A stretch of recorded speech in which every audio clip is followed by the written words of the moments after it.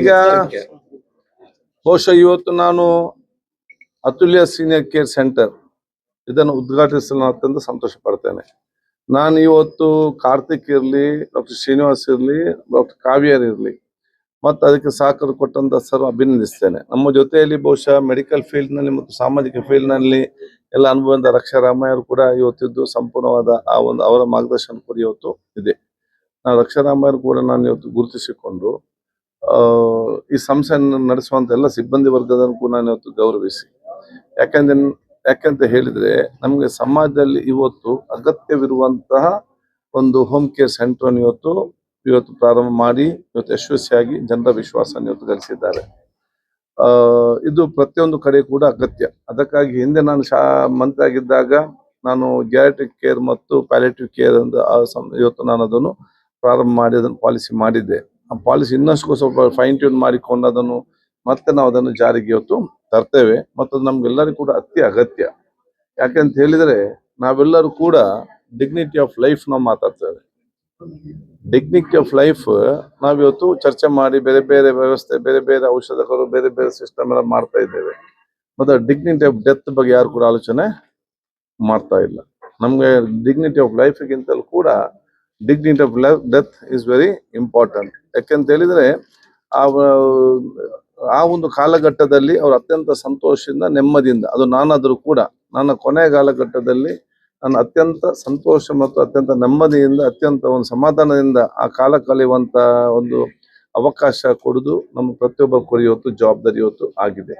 ಅದಕ್ಕಾಗಿ ಬಹುಶಃ ಈ ಒಂದು ಸಂಸ್ಥೆಯನ್ನು ಇವತ್ತು ಪ್ರಾರಂಭ ಮಾಡಿ ನಮ್ಮಲ್ಲಿ ಯಾರೆಲ್ಲ ಹಿರಿಯರಿದ್ದಾರ ಅವರಿಗೆ ವಿಶೇಷವಾದ ಗ್ಯಾರಿಟ್ರಿಕ್ ಕೇರ್ ಮತ್ತು ಪ್ಯಾಲಿಯೇಟಿವ್ ಕೇರ್ ಕೊಟ್ಟು ಅವರಿಗೆ ಒಂದು ಅತ್ಯುತ್ತಮವಾದ ಕಾಲ ಕಳೆಯುವಂಥ ಅವಕಾಶವನ್ನು ತಾವು ಮಾಡ್ತಾ ಇದ್ದೀರಿ. ಅದಕ್ಕಾಗಿ ನಾನು ಅತುಲ್ಯ ಸೀನಿಯರ್ ಕೇರ್ ಸೆಂಟರ್ನ ಎಲ್ಲ ಸ್ಥಾಪಕ ಅಧ್ಯಕ್ಷರನ್ನು ಮತ್ತು ಬಹುಶಃ ಇದರ ಮುಖ್ಯಸ್ಥರನ್ನು, ಸಿಬ್ಬಂದಿ ವರ್ಗದವರನ್ನು ನಾನು ಇವತ್ತು ಅಭಿನಂದಿಸ್ತೇನೆ. ಮತ್ತು ಎಲ್ಲ ನಮ್ಮ ಸೀನಿಯರ್ಸ್, ನಮ್ಮ ಯಾರು ಇವತ್ತು ಇಲ್ಲಿದ್ದ ರೆಸಿಡೆಂಟ್ಸ್, ಅವ್ರಿಗೆ ದೇವರು ದೀರ್ಘಾಯುಷ್ಯ ಆರೋಗ್ಯ ಕೊಡಲಿ ಅಂತ ಕೇಳಿಕೊಂಡು ಅವರ ಆ ಒಂದು ಆಶೀರ್ವಾದ ಇವತ್ತು ಬೇಡಿಕೊಳ್ತೇವೆ.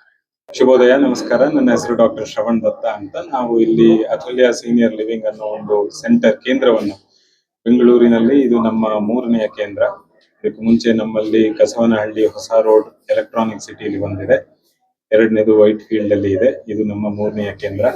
ಇಲ್ಲಿ ನಾವು ಹಿರಿಯರಿಗೆ, ಅಂದ್ರೆ ವಯಸ್ಸಾದವರಿಗೆ ಅಬೌವ್ 60 ಇಯರ್ಸ್, ನಾವು ಇಲ್ಲಿನ ಫೆಸಿಲಿಟೀಸ್ ಒಂದು ಲಭ್ಯ ಮಾಡ್ತಾ ಇದ್ದೀವಿ.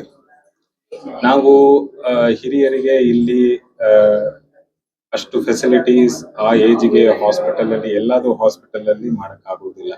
ಕೆಲವೊಂದು ಟ್ರೀಟ್ಮೆಂಟ್ಗಳು ಟ್ರಾನ್ಸಿಷನ್ ಕೇರ್ ಅಂತೀವಿ, ಹಾಸ್ಪಿಟಲ್ ಇಂದ ಮುಗಿಸಿ ಮನೆಗೆ ಕರ್ಕೊಂಡು ಹೋಗದೆ ಇರುವಂತ ಕಾರಣಗಳಲ್ಲಿ ನಾವು ಇಲ್ಲಿ ಹಿರಿಯರನ್ನ ಕರ್ಕೊಂಡು ಬಂದು ಕೆಲವೊಂದು ಸಮಯದಲ್ಲಿ ಅವರಿಗೆ ಗುಣಪಡಿಸಿ ವಾಪಸ್ಸು ಮನೆಗೆ ಡಿಸ್ಚಾರ್ಜ್ ಮಾಡುವಂತ ಕಂಡೀಷನ್ ಬಂದಾಗ ನಾವು ಮನೆಗೆ ಕಳಿಸುವಂತ ಟ್ರೀಟ್ಮೆಂಟ್ ಮಾಡ್ತೇವೆ.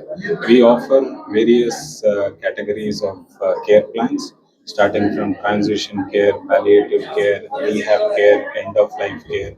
ಆ ತರ ಬಹಳಷ್ಟು ಕೇರ್ ಪ್ಲಾನ್ಸ್ ಗಳಲ್ಲಿ ನಾವು ಜಸ್ಟ್ ಇಲ್ಲಿ ಬಂದು ಇದ್ದು ಹೋಗಿ ಸೀನಿಯರ್ ಲಿವಿಂಗ್ ಅಷ್ಟೇ ಅಥವಾ ವೃದ್ಧಾಶ್ರಮ ತರ ಅಲ್ಲ. ಇದು basically senior living with definitive care plans ಅನ್ನೋದು ನಮ್ಮ concept. So as an Atulya senior living, we believe in the concept that everybody has a right to live, but aging with grace and dignified living, holistic care, not just physical health ashte alva, avara manasika well-being as well as psychological emotional well-being kuda ನಾವು care ಮಾಡಿ ಆ ನಂತರ ಅವರಿಗೆ ಗುಣಪಡಿಸಿ, ಅಥವಾ two choices, either short stay ಅಥವಾ long stay, ಎರಡೂ ಲಭ್ಯವಿದಾವೆ ನಮ್ಮ 3 ಸೆಂಟರ್ ಅಲ್ಲಿ. ಅವರು ಬಂದು they can utilise the facility and take care. And with regarding to ನಮ್ಮ expansion plans in Bengaluru and Karnataka, ಈಗ ಸದ್ಯಕ್ಕೆ ನಮ್ಮಲ್ಲಿ 3 ಸೆಂಟರ್ ಅಲ್ಲಿ different parts of the city 300 bed ಲಭ್ಯವಿದಾವೆ. By the end of 2 to 3 years, we are looking at almost 1000 bedded capacity. ಕರ್ನಾಟಕದಲ್ಲಿ ನಾವು ಮಂಗಳೂರು ಹಾಗೂ ಮೈಸೂರಿನಲ್ಲೂ ಶುರು ಮಾಡಬೇಕು ಅಂತ we are exploring the option. ಕ್ರಮೇಣ ಒಂದು 3-4 ವರ್ಷದಲ್ಲಿ ನಾವು ಅದನ್ನ ಮಾಡೋಣ ಅಂತ ಪ್ಲಾನ್ ಇದೆ.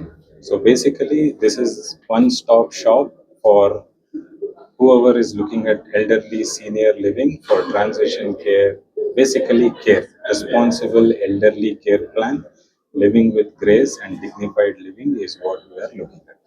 Thank you.